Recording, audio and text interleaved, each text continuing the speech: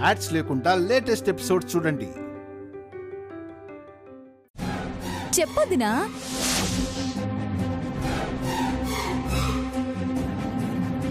ఇప్పుడు అవన్నీ ముఖ్యమా? ఇంటి దగ్గర అందరూ ఎదురు చూస్తుంటారు. పద.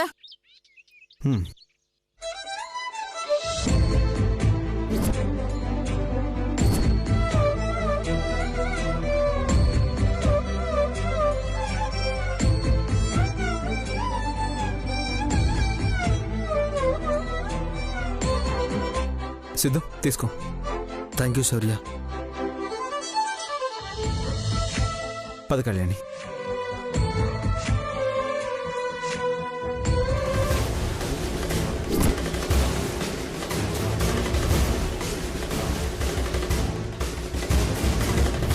ఆఫీసర్, ఆ బ్యాంక్లోని నగలు కూడా తెప్పించండి. ఎందుకు? వాళ్ళ మాటలు నమ్మబుద్ధి కావడం లేదు.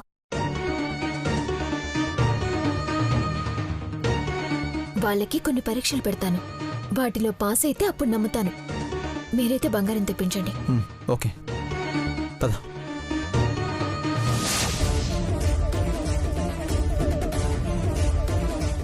శామ్, మనం అనుకున్నట్టుగానే ఆ ఇంట్లో అడుగు పెట్టబోతున్నాం. ఈసారి ఓడిపోయామా ఇంక మళ్ళీ ఆ ఇంటి ఛాయలకు కూడా వెళ్ళలేం. అందుకే జాగ్రత్తగా అడుగులు వేద్దాం, సరేనా? ఈసారి ఖచ్చితంగా మనమే గెలవాలి. మనం మాత్రమే మిగలాలి. ఆ శౌర్య కళ్యాణి ఇద్దరిలో ఎవ్వరూ మిగలకూడదు. చివరికి ఆ వినాయకుడు వచ్చినా సరే వాళ్ళని కాపాడలేని విధంగా చేయాలి.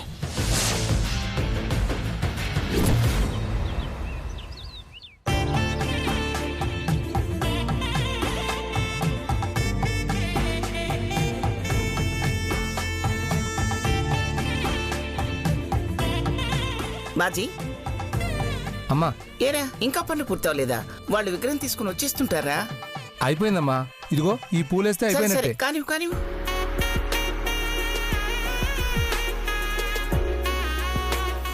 అదేమిటమ్మా, అరటి పోదలు పూలు పళ్ళు మాత్రమే తీసుకొచ్చారు? వినాయకుడు ఎక్కడా? దమయంతి ఏమన్నా అక్కడికి వెళ్ళిన తర్వాత వినాయకుడు ఎందుకు ఏమిటని గొడవ పడిందా ఏమిటి? తనకి వేరే వినాయకుడు వద్దు అంది. తీరా అక్కడికి వెళ్ళాక మనకు కూడా వినాయకుడు వద్దు అందేమో. అదే లేదు మావయ్య, అటు చూడండి.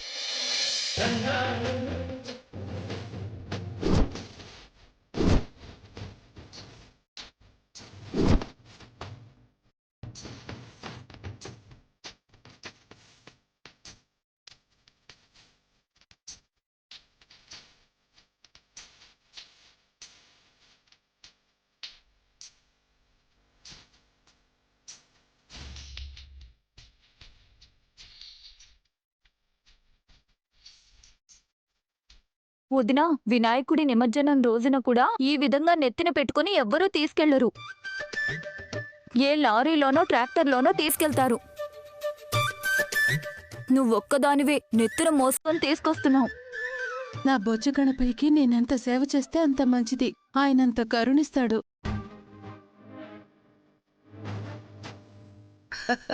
ఏమిటో, దీనికి ఆనందం వచ్చినా కోపం వచ్చినా తట్టుకోలేం. అలాంటిది భక్తి వచ్చినా తట్టుకోలేవని ఇప్పుడే అర్థమైంది. అంత పెద్ద విగ్రహాన్ని నెత్తిన పెట్టుకుని వస్తుందంటే నేనేమనుకోవాలి? శివ, తీసుకురానిలే, అలాగైనా కాస్త పుణ్యం వస్తుందేమో.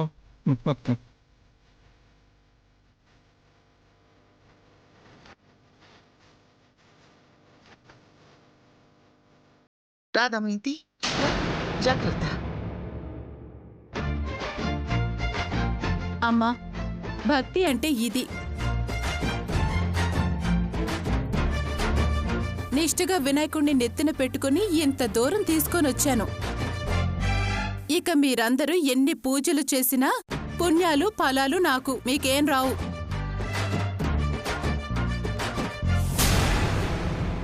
సర్లే దమయంతి, పుణ్యం నీకొస్తే ఒకటి మాకొస్తే ఒకటా? అదేం కుదరదు. అందరం కలిసి పూజ చేసినా అందులో సగం పుణ్యఫలం నాకే ఇస్తానని మాటిచ్చాడు.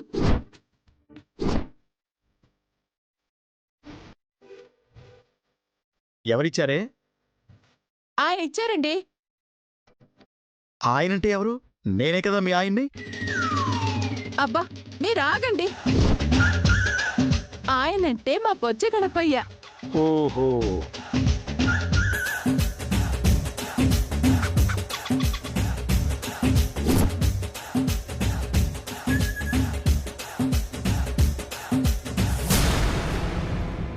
పండగ పూట నిన్నేమన్నా అందామంటే నోట మాట రావట్లేదు గాని ముందు ఆ విగ్రహాన్ని దించి మండపంలో పెడదాం పట్టు. ఆగండి.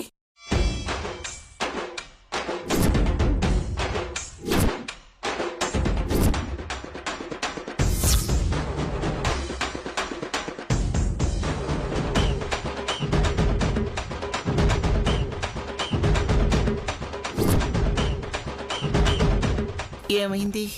ఇంత దూరం మోసుకొచ్చిన దాన్ని నేను దింపుకోలేనా ఏంటి?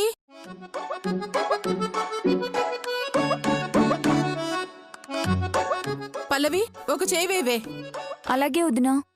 కాసింత బోళాతనం, కూసింత జాలి గుణం, కాసింత గండ్రతనం, కూసింత మొండి గుణం. కాసింత బోళాతనం, కూసింత జాలి గుణం, కాసింత గండ్రతనం, కూసింత మొండి గుణం. సరే సరే, బయట తిరిగి అలసిపోయి వచ్చుంటారు. త్వరగా వెళ్ళి బట్టలు మార్చుకుని తయారయ్యండి. ఒక అరగంటలో పూజ మొదలు పెట్టాలి. అలాగేనమ్మా. వెళ్ళండి త్వరగా. పదండి. పద బావా.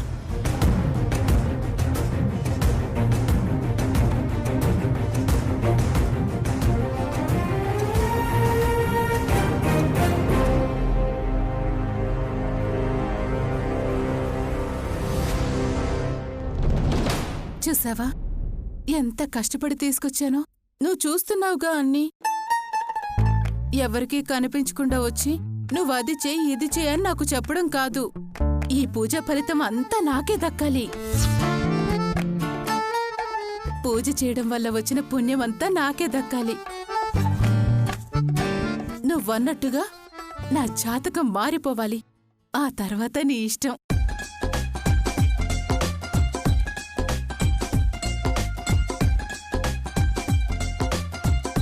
ఎవరితో మాట్లాడుతున్నావు వదినా? నేనెవరితో మాట్లాడితే నీకెందుకు? పోయి రెడీ అయ్యిరా పో. పూజ చేయమని అమ్మ చెప్పింది కదా. మీరిద్దరూ ఇంకా ఇక్కడ ఏం చేస్తున్నారు? దమయంతి రా, రెడీ అవుదు గాని.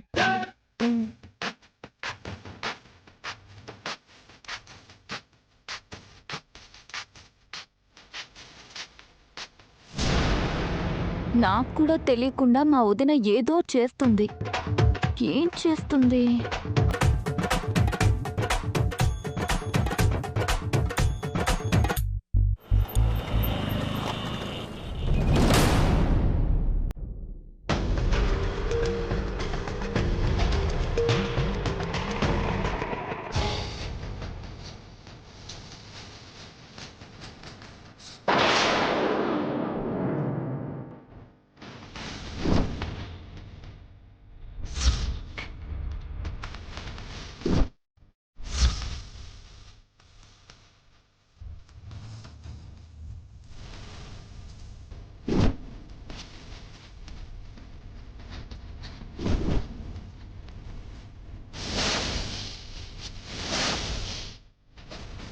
అమ్మగారు, అమ్మగారు,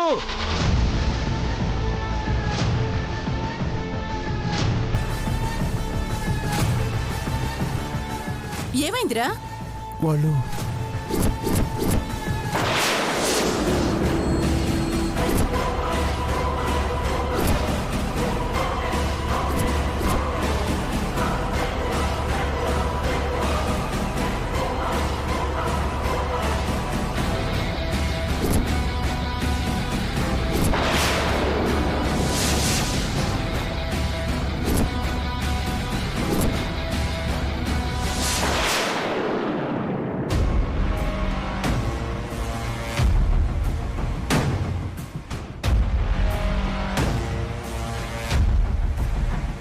మళ్ళీ వచ్చారేంటి? ఇందాక రోడ్డు మీద కనిపించినప్పుడే అనుకున్నాను మీ మొగుడు పెళ్ళాలు కావాలని కనిపిస్తున్నారని. రోడ్డు మీద కనిపించిందే కాక ఏకంగా ఇళ్ళకి రావటం మొదలు పెట్టారా? నా ఇంటికి రావద్దని చెప్పాను కదా. మళ్ళీ ఎందుకు వచ్చారు?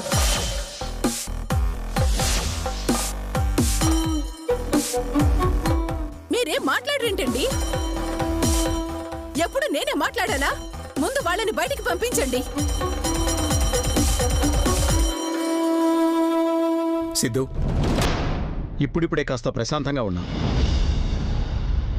మళ్ళీ మీరిద్దరూ వచ్చారు, ఎందుకని?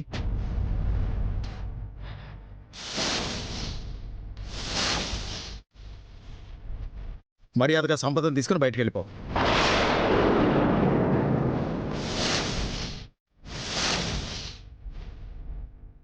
వాళ్ళంతా మంచిగా చెప్తే ఎందుకు వింటారండి? వినేదాకా రావద్దని ఎన్నిసార్లు చెప్పుంటాం. అత్తయ్య, పండగ పూట మీరలా కోప్పడకండి. ఇంకెక్కడి పండగే? మేమేదో సంతోషంగా ఉండ్రాళ్ల తద్ది చేసుకుందాం అనుకుంటుంటే మీరిద్దరూ ఊడిపడ్డారు కదా. దమయంతి, వాళ్ళనేమన్నద్దు. వాళ్ళని రమ్మని పిలిచింది నేనే.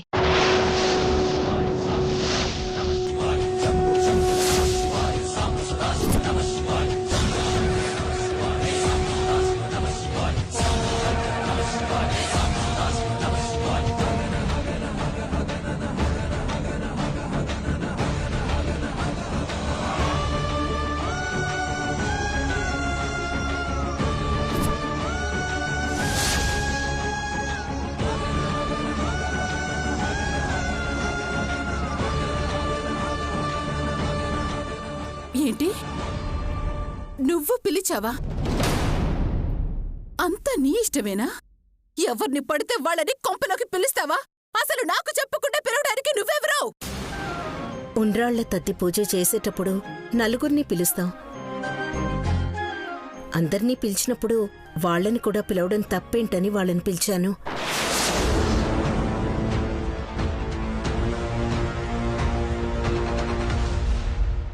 చూసావా చూసావా అమ్మా?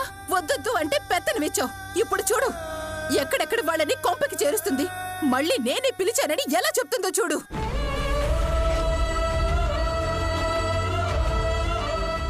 సరే దమయంతి, ఇంటి వరకు వచ్చారు కదా. అనుపమ తనే పిలిచానంటుంది. ఇప్పుడు తన మాటకి విలువ ఇవ్వకపోతే బాగుండదు. అమ్మా, వాళ్ళు చేసిన ఘనకార్యాలు మర్చిపోయావా? వాళ్ళు ప్రాణాలు తీయాలనుకున్న రాక్షసులు.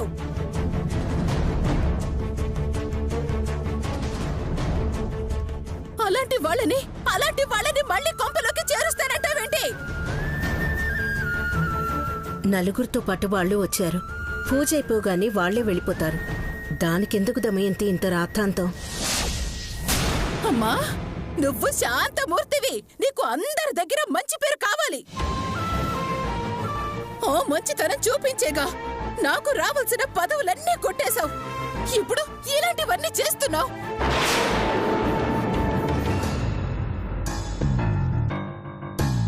నువ్వు తానా అంటావు, దానికి మా అమ్మ తంతారా అంటుంది. సరిపోయిందంతా. కానివ్వండి, మీ ఇష్టం వచ్చినట్టు కానివ్వండి.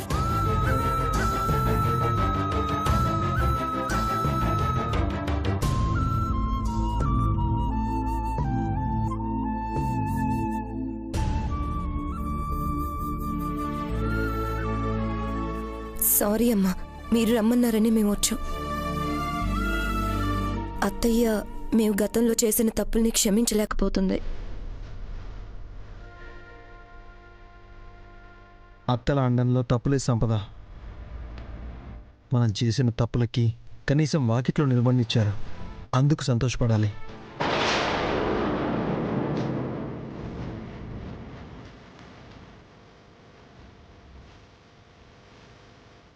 అత్తయ్య,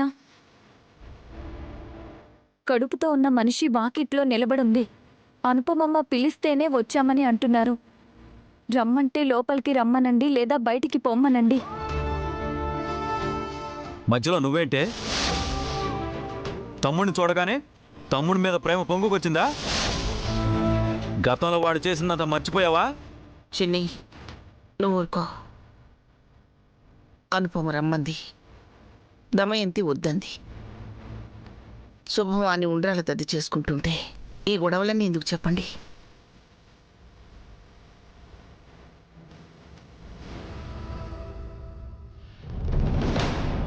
ఈ ఒక్క పూటకి ఉండి వాళ్ళని వెళ్ళిపోమని చెప్పండి.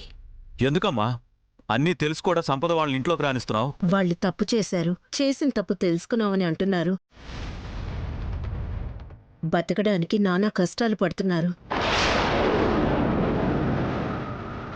నిజంగా వాళ్ళదే దారిలో నడవాలి అనుకుంటే ఇంత కష్టపడాల్సిన అవసరం లేదు కదా.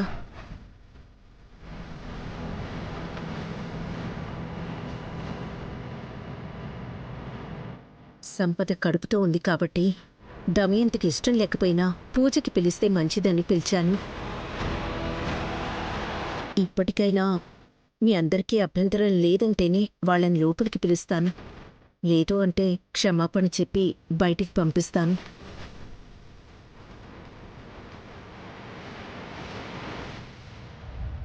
సరేనమ్మా, వకీల్ దాకా పిలిచి బయటకు బొమ్మంటాం పద్ధతి కాదు. లోపలికి తీసుకెళ్ళు.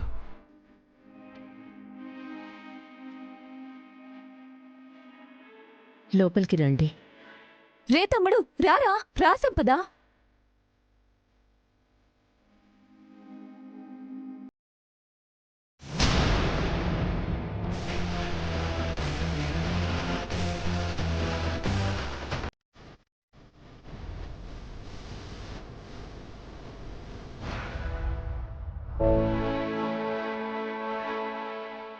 ఏంటి స్వామి ఇది? అసలేంటిదంతా? నా ఇంట్లో మళ్ళీ ఆ సంపదని కాని సిద్ధుని కాని చూడకూడదు అనుకున్నాను కదా. ఇంట్లో నుంచి తన్ని తరిమేశాం. పోయిందిలే దరిద్రం అనుకుంటే మళ్ళీ వచ్చి తగలబడ్డారు.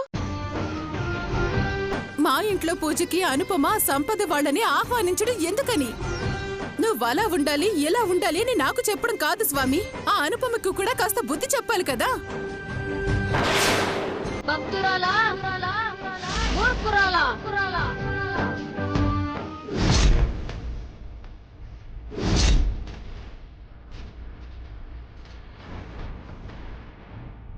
స్వామి, వచ్చకడపోయ్యా, వచ్చేసావా? అనుకోగానే భలే వచ్చేసావు స్వామి. నువ్వెప్పుడు అనుకుంటావా అని నేనే ఎదురు చూస్తూ ఉంటాను. ఈ విషయం తెలుసుంటే రోజుకి 10 సార్లైనా అనుకుంటారు కదా స్వామి. చాలే ఊరుకోమ్మా. రోజుకు 10 సార్లు నీ దగ్గరికే వచ్చేస్తే మిగిలిన భక్తులందరూ ఏమైపోవాలి? అదేంటి స్వామి, ఇష్టమైన భక్తురాల్ని అన్నారు, నా కోసం ఆ మాత్రం రాలేరా? నీలాంటి ఇష్టమైన భక్తులు ప్రపంచవ్యాప్తంగా నాకు చాలా మంది ఉన్నారమ్మా. అందరికీ కనిపించాలి కదా. అంటే నా ఒక్కదానికే కదా మీరు కనిపిస్తున్నది? నాకు నచ్చిన వాళ్ళకి వినిపిస్తాను, బాగా నచ్చిన వాళ్ళకి కనిపిస్తాను. నాకు మరీ మరీ నచ్చావు కాబట్టి నీకు ఇన్నిసార్లు కనిపిస్తున్నాను. ఉండు స్వామి, ఈ పూటన్నా నీకోసం 2 ఉండ్రాళ్ళు చేసి పెడతాను. నేను వచ్చాక లడ్డు చేస్తాను, ఉండ్రాళ్ళు చేస్తాను అని అనటమే గాని ఎప్పుడైనా ముందుగానే చేసి పెట్టావా తల్లి? అయ్యయ్యో, పొరపాటైంది స్వామి. మీరిన్నిసార్లు వస్తారని నాకు కూడా తెలియదు కదా. ముందే ఒక మాట చెప్పొచ్చు కదా. అలా చెప్పి ఎలా వస్తానమ్మా? చెప్పకుండా వస్తేనే కదా నేను దేవుణ్ణవుతాను. అదే నిజమేలే. అవును స్వామి, మామూలుగా అయితే నువ్వు కనిపించాలి అంటే ముందొక పెద్ద పాట, ఆ తర్వాత పెద్ద గాలి, తర్వాత వాన, మెరుపులు, గుళ్ళో గంటలు మోగడాలు, ఇలాంటివన్నీ జరగాలి కదా. అవేవి లేకుండానే వచ్చేస్తున్నావేంటి? అందుకే నిన్ను మూర్ఖురాలా అన్నది. అలా జరిగినప్పుడే నేను వస్తానని ఎవరన్నారు? ఎన్ని సినిమాల్లో నేను చూడలే స్వామి. అమ్మవారు ప్రత్యక్షం అవ్వాలన్నా, దేవుడు దిగి రావాలన్నా ముందు పెద్ద పాట పాడతారు, ఆ తర్వాత మెరుపులు, వాన అన్నీ వస్తాయి కదా. అదంతా సినిమాల్లో తల్లి, నిజ జీవితంలో కాదు. అయినా నేను చెప్పిందేంటి, నువ్వు చేస్తున్నదేంటి? అదేంటి స్వామి, మీరు చెప్పింది చెప్పినట్టు చేస్తున్నానుగా, తప్పేం చేస్తున్నాను? నువ్వు ఊరికే గొడవలు పడుతున్నావు, ప్రతి వాళ్ళని తిడుతున్నావు. ఎందుకమ్మా నీ ఎనర్జీని వేస్ట్ చేసుకుంటున్నావు? అలా అంటారా? ఏంటో స్వామి, ఆవేశం వస్తే ఆపుకోలేకపోతున్నాను. మీరు మళ్ళీ ఇంగ్లీష్లో మాట్లాడారా? నా భక్తుల్లో ఎన్ఆర్ఐలు కూడా ఉన్నారమ్మా. కమ్యూనికేషన్ గ్యాప్ రాకూడదు కదా, అందుకని వాళ్ళతో మాట్లాడి మాట్లాడి ఇలా అలవాటైపోయింది. అవునా స్వామి? ఇంకేంటి స్వామి చెప్పండి. మీరొచ్చారంటే ఏదో ఒక కారణం ఉండే ఉంటుంది కదా. వేరే కారణాలేమీ లేవమ్మా. నువ్వు కామ్గా పూజ చేసుకో, అంతేకాని ఒంటికాలు మీద అందరి మీద లేవటం, అందరినీ తిట్టటం ఇలాంటివి చేయకు. అప్పుడే నా ప్రియభక్తురాలు అన్న ఫీలింగ్ నాకుంటుంది. సరే స్వామి, మీరెన్నిసార్లు ఇంతలా చెప్పిన తర్వాత కూడా నేను మారకుండా ఎలా ఉంటాను? అలాగే చేస్తాను స్వామి. మరి నేను వెళ్ళిరానా? మీరేంటి స్వామి ఇలా వస్తారు అలా వెళ్ళిపోతారు? ఒక పూటైనా ఉండొచ్చు కదా.